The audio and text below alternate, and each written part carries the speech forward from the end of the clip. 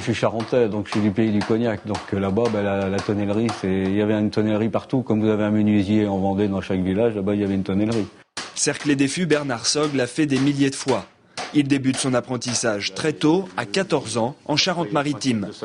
Après 43 ans de tonnellerie, les gestes sont millimétrés et la matière, le chêne de préférence, n'a plus aucun secret pour lui. Tout commence par les douelles, ces fines planches issues des billes de chêne qui constitueront la carcasse du fût. Après avoir réalisé le jointage, primordial pour l'étanchéité du tonneau, il entame le montage. Donc il n'y a rien de collé, hein. C'est que de l'assemblage pour tout ce qui est fût. Hein. En plus, c'est un métier qui remonte au temps des Gaulois, hein. C'est eux qui l'ont inventé, le fût. En tonnellerie, le fût de référence, c'est la barrique et c'est 225 litres. Bernard réalise, lui, un quart, soit 55 litres.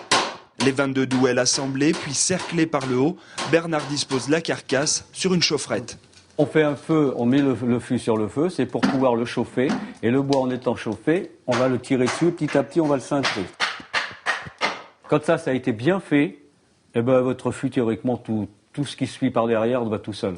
Enfin, il y a un savoir-faire dessus, mais après, la réussite, c'est la carcasse.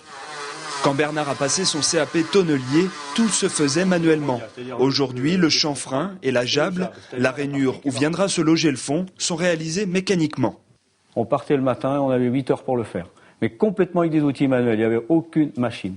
Donc on sait travailler avec des outils manuels. Bon, on n'est pas rentable aujourd'hui avec des outils manuels, hein, c'est pas possible. Mais on sait s'il y a une réparation, on est un peu obligé de l'employer, parce qu'on ne peut pas y aller avec les appareils mécaniques.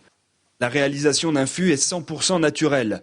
Pour une étanchéité assurée, tout bon tonnelier fait un jointage à base de farine et d'eau avant d'apposer les fonds.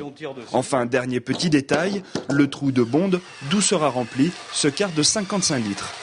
C'est de faire un bon fût, quelque chose d'avoir qui ne fuit pas. Pour moi, un fût, il ne doit pas revenir là, je ne veux pas le revoir. Quand il part de là, il ne doit plus revenir. Il doit être fini, ça doit être impeccable.